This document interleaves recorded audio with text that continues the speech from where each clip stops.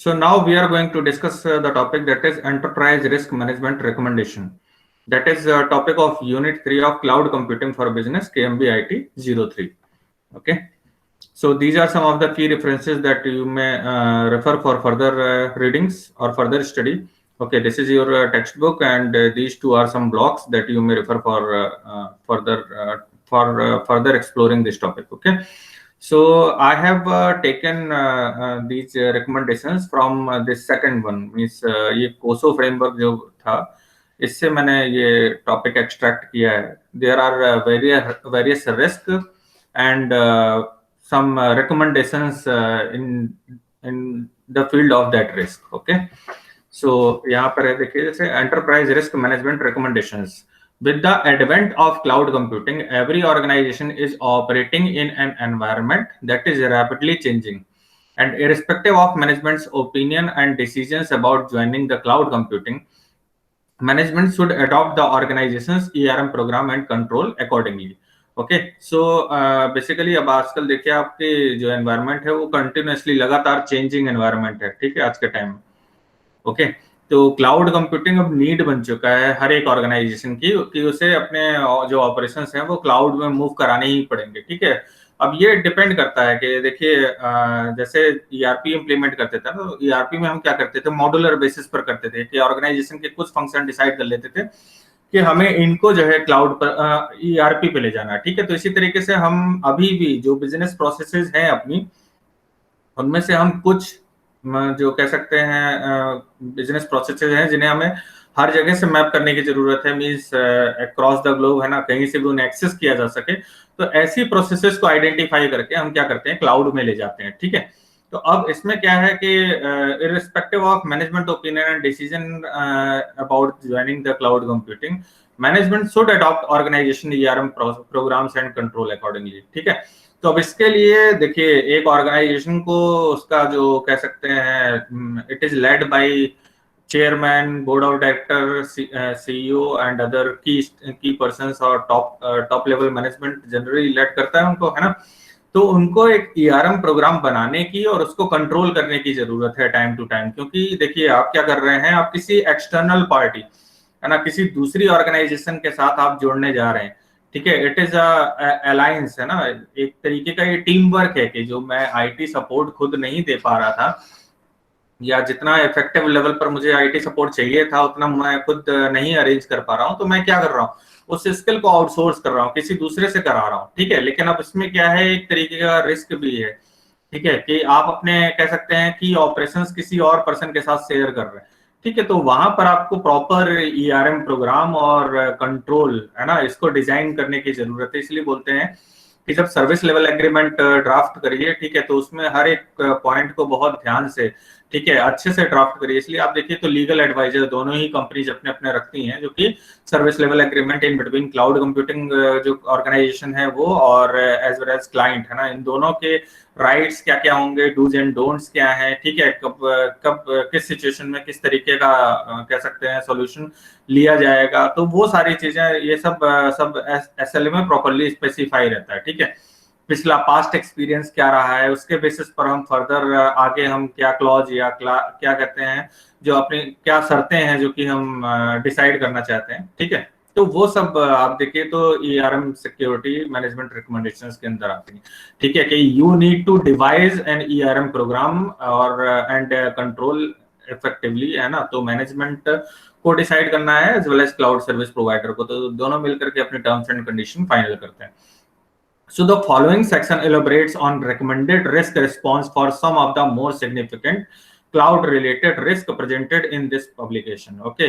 So ये basically ये कोसो ईआरएम फ्रेमवर्क का जो ये पब्लिकेशन है, इसका डॉक्यूमेंट का लिंक मैंने इसमें शेयर कर रखा है.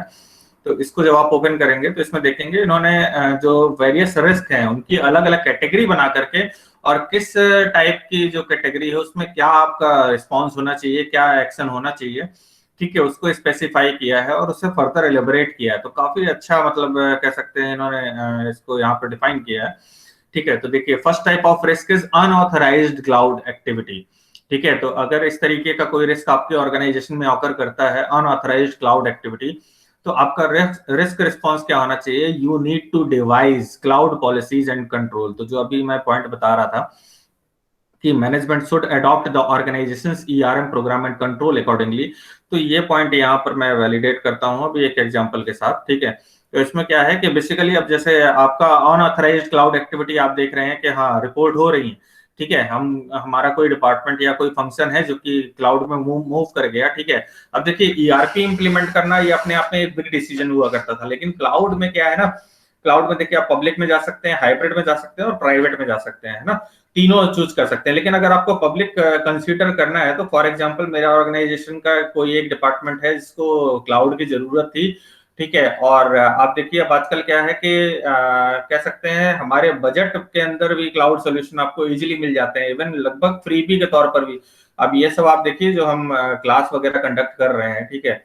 अब इस तरीके से जो छोटे ऑर्गेनाइजेशन हैं जो कि कह सकते हैं जिनके पास पैसा नहीं है, वो भी अभी देखिए तो फ्री ऑफ कॉस्ट इस तरीके के सेटअप पर मूव कर जाते हैं, जूम क्लाउड पर मूव कर गए, ठीक है, या गूगल या और भी जो है वेबएक्स हैं और गो टू वेबिनार है, बहुत सारे हैं। तो उन सब में आप मूव कर गए अल्टीमेटली, है ना। लेकिन अब प्रॉब्लम क्या होगी कि इन केस अगर कोई अनऑथराइज्ड क्लाउड एक्टिविटी आप नोटिस करते हैं, उस केस में आपको अपने रिस्क रिस्पॉन्स को डिजाइन करने की जरूरत है। जैसे अभी मैं आजकल देख रहा हूँ कि अभी केंद्रीय विद्यालय आप लोगों ने नाम सुना होगा, ठीक है।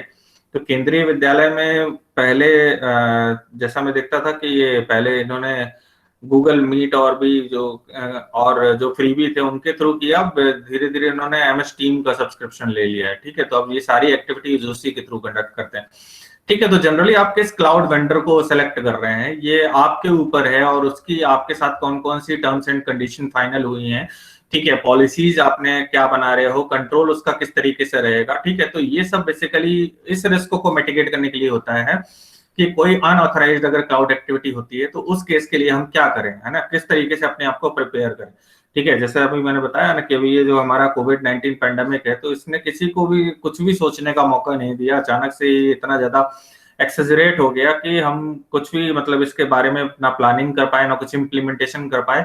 इवन हर एक कह सकते हैं इंडस्ट्री सेगमेंट कहीं ना कहीं किसी ना किसी तरीके से इससे अफेक्ट हुआ ही हुआ है, ठीक है। लेकिन ये है कि अब उससे किस तरीके से बचा जाए, फर्दर अगर इस तरीके का कुछ होता है तो हम क्या करेंगे।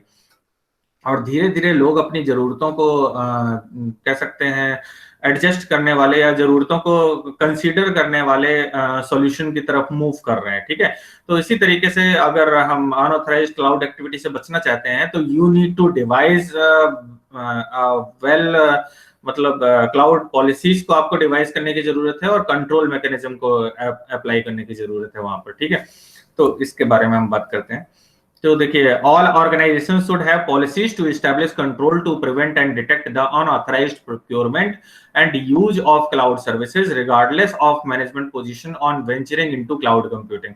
अच्छा अभी होता क्या है कि देखिए कुछ ऑर्गेनाइजेशन में सेंट्रलाइज स्ट्रक्चर है, जहां सेंट्रलाइज स्ट्रक्चर है कि कुछ भी परचेज करना होगा या कुछ भी आपको अगर ऑर्गेनाइजेशन में नया कुछ इंप्लीमेंट करना है तो you need to take permission from management. लेकिन जहां पर डिसेंट्रलाइज स्ट्रक्चर है वहां पर, ठीक है, तो अनऑथराइज्ड अगर प्रोक्योरमेंट कहीं पर हो रहा है या कुछ इस तरीके का है कि यूज ऑफ क्लाउड सर्विस, है ना, regardless of management position and venturing into cloud computing, ठीक है। जैसे होता है कि हम होल ऑर्गेनाइजेशन में ना करके हम किसी एक पार्ट को हमने क्या किया क्लाउड में मूव करा दिया, ठीक है। अच्छा समटाइम्स ऐसा होता है कि मैनेजमेंट की कंसेंट से हो रहा है इसका मतलब है, और किसी एक पर्टिकुलर डिपार्टमेंट में हो रहा है तो चलिए ठीक है वो पायलट प्रोजेक्ट के तौर पर कंसीडर किया गया और उसमें मैनेजमेंट का कंसर्न भी है, कमिटमेंट भी है, बजटिंग सारा कुछ जो है वो मैनेजमेंट देख रहा है, ठीक है। जो टर्म्स एंड कंडीशन फाइनल करने होंगे वो भी वो क्लाउड सर्विस प्रोवाइडर के साथ मिलकर के डिसाइड कर लेगा, ठीक है।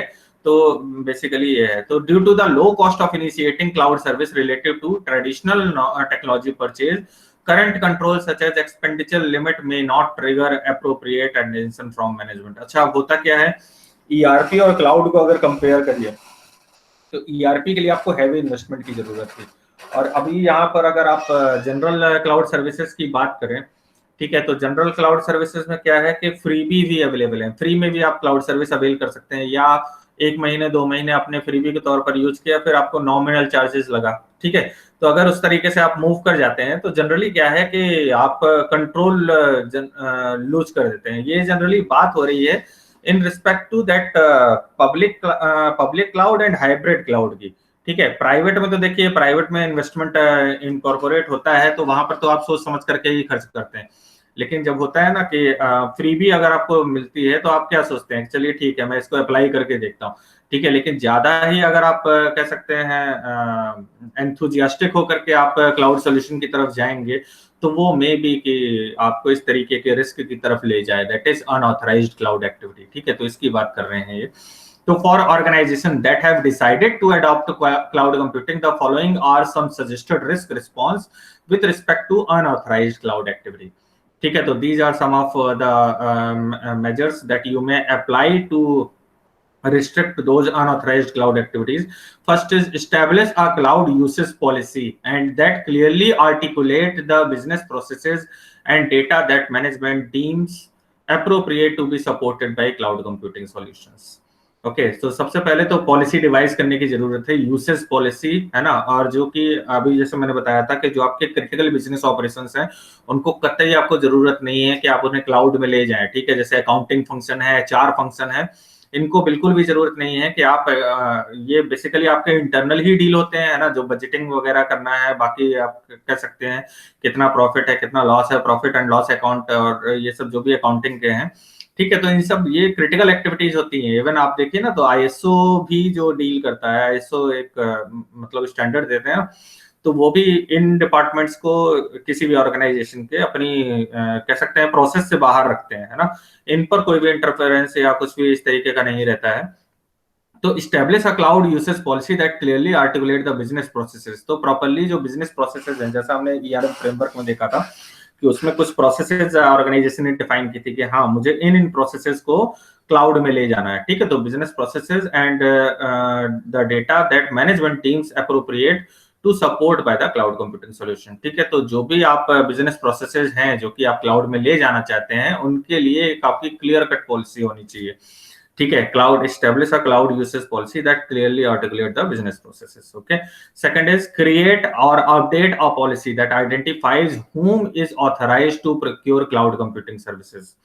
ठीक है, अब इसमें क्या है कि जो भी आपकी पॉलिसी है, ठीक है, उसको क्रिएट करिए और अपडेट करिए। ठीक है, जिसमें कि एक ऑथराइज पर्सन होना चाहिए जो कि क्लाउड कंप्यूटिंग सर्विसेज को प्रोक्योर करे। ठीक है, अब जनरली देखिए जब आप किसी भी कह सकते हैं किसी पर्टिकुलर फील्ड में एक्सपर्ट नहीं होते हैं तो आप क्या करते हैं, स्किल सेट कहीं से हायर करते हैं।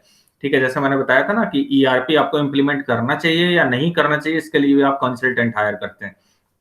केपीएमजी, डेलोइट, विप्रो और भी कुछ कंसल्टेंट हैं जो मैनेजमेंट की फील्ड में या इंफॉर्मेशन सिक्योरिटी की फील्ड में या क्लाउड कंप्यूटिंग, बिग डेटा, इन सब की फील्ड में कंसल्टेंसी प्रोवाइड करते हैं। ठीक है, तो इन कंपनीज को आप हायर कर सकते हैं। ठीक है, कि who is authorised to procure cloud computing services. पहले वो कह सकते हैं एनालिसिस करेंगे कि whether you need cloud services और नॉट, फिर किन किन बिजनेस प्रोसेसेस को मैप करने की जरूरत है, और उसके बाद अगर आप चाहते हैं तो वो प्रोक्योर करने में भी हेल्प करेंगे। ठीक है, कि किस वेंडर के साथ आपको जाना चाहिए, तो दैट डिपेंड्स। या आप अगर खुद से करते हैं तो आप अपनी एक टीम फॉर्म करेंगे और उस टीम को इसके लिए रिस्पॉन्सिबल बनाएंगे कि first study the structure, organisation structure. ठीक है, अब उसमें भी आप क्या करेंगे, जो आपकी ऑर्गेनाइजेशन के की पर्सन है, ठीक है, उनको इन्वॉल्व करेंगे। ठीक है, तो you need to create and update a policy. Next is identify the approved cloud vendor. ठीक है, आपकी ऑर्गेनाइजेशन से रिलेटेड या आपकी फील्ड से रिलेटेड कौन कौन से अप्रूव्ड क्लाउड वेंडर्स हैं जो कि आपको सर्विसेज प्रोवाइड करते हैं, उनकी लिस्ट निकालेंगे। उनमें से किस किस का क्या कह सकते हैं कोर कंपिटेंसी है या किसका क्या की स्ट्रेंथ है, उनके बेसिस पर आप डिसाइड करेंगे। ठीक है, रेटिंग रैंकिंग वगैरह करेंगे और उसके बेसिस पर डिसाइड करेंगे। ठीक है, क्लाउड सर्विस प्रोवाइडर से फिर बात करेंगे, उसकी टर्म्स एंड कंडीशन पूछेंगे, अपनी टर्म्स एंड कंडीशन जो भी हैं वो आप बताएंगे उनको। ठीक है, तो identify the approved cloud vendors and define the policy and communicate guidance on management of relationship with CSP. ठीक है, फिर पॉलिसी को डिफाइन करेंगे और communicate guidance on the management of relationship with CSP. ठीक है, तो सीएसपी के रिगार्डिंग जो भी आपके रिलेशनशिप्स हैं, है ना, उनको आप कम्युनिकेट करेंगे। ये उनकी बात कर रहे हैं कि जैसे कोई एक पर्टिकुलर डिपार्टमेंट है, अगर वो किसी पर्टिकुलर क्लाउड सोल्यूशन के लिए जाना चाहे तो उस केस में उसे पॉलिसी डिफाइन करने की जरूरत है। ठीक है, यहाँ पर एग्जाम्पल भी दिया गया। For example, a small business unit of a large corporation independently decided to leverage a cloud based customer relationship management system for a new product sales initiative। जैसे कि एक लार्ज कॉरपोरेशन है जिसका एक स्मॉल बिजनेस है जो कि वो चाहता है कि वो सीआरएम, ई सीआरएम अभी मैंने बताया था जैसे, तो ई सीआरएम या सीआरएम प्रैक्टिसेस वो चाहता है कि वो cloud based CRM module implement करे, ठीक है, अपने नए प्रोडक्ट के लिए।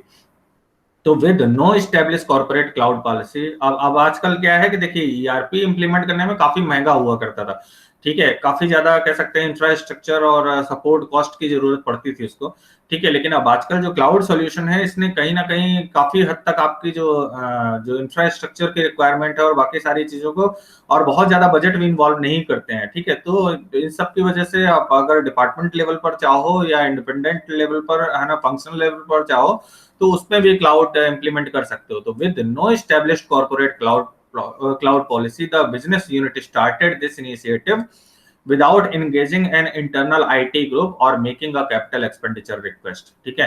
तो इन्होंने क्या किया देखिए कि बिना मतलब अपने कह सकते हैं जो कॉर्पोरेशन है उसको पूछे, है ना, with no establish corporate cloud policy, और बिना किसी क्लाउड पॉलिसी के the business unit started this initiative without engaging an internal IT group or making a capital expenditure request, ठीक है।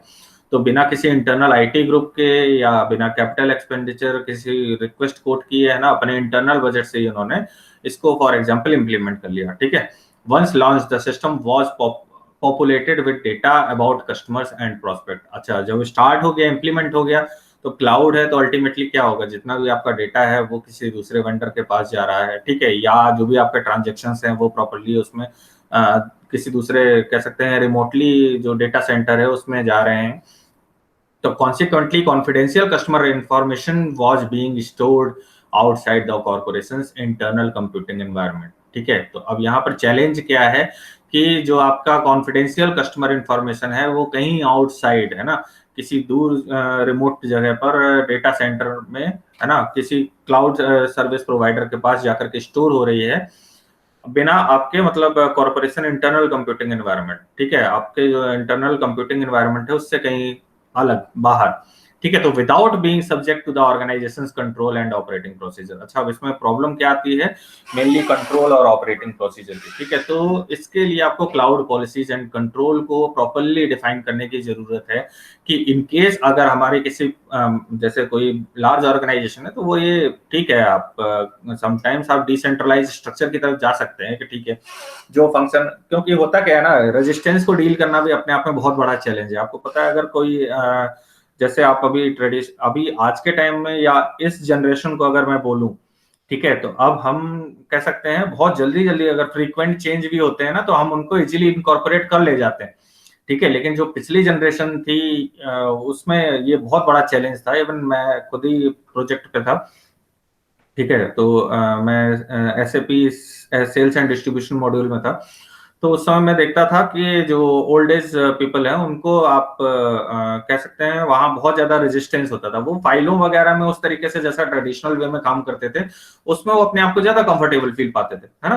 तो बेसिकली होता क्या है कि अब जैसे मान लीजिए आपकी बहुत बड़ी ऑर्गेनाइजेशन है और आप में कह सकते हैं कि अलग अलग different set of peoples are there, ठीक है, और उसमें अगर कोई डिपार्टमेंट आपको अप्रोच करे कि नहीं अभी आज के हिसाब से हम क्लाउड में जाना चाहते हैं, ठीक है, तो उसके लिए एक प्रॉपर पॉलिसी होनी चाहिए कि ठीक है आप जा सकते हैं, बट ये है कि प्रॉपर जब क्लाउड वेंडर से आपकी सारी कह सकते हैं डील वगैरह हो जाएगी और पॉलिसी वगैरह जो भी ड्राफ्ट करनी होगी उसमें हमारे लीगल एडवाइजर भी रहेगा, या एक तरीके से मैं उसको ड्राफ्ट को देखूंगा, अप्रूव करूंगा, तभी आप उसको फर्दर आगे बढ़े। तो उससे क्या होता है कि जो रिस्क है वो काफी हद तक कम हो जाता है, ठीक है। तो अनऑथराइज जो क्लाउड एक्टिविटीज हैं उनको काफी हद तक कम करने का यही तरीका है कि you need to devise a clear-cut cloud policies regarding the implementation and control part of cloud computing. Okay, so this is all about this dealing with such type of risk. Okay, so if you have any problem or doubt regarding this point, you may ask. Is there any query or doubt?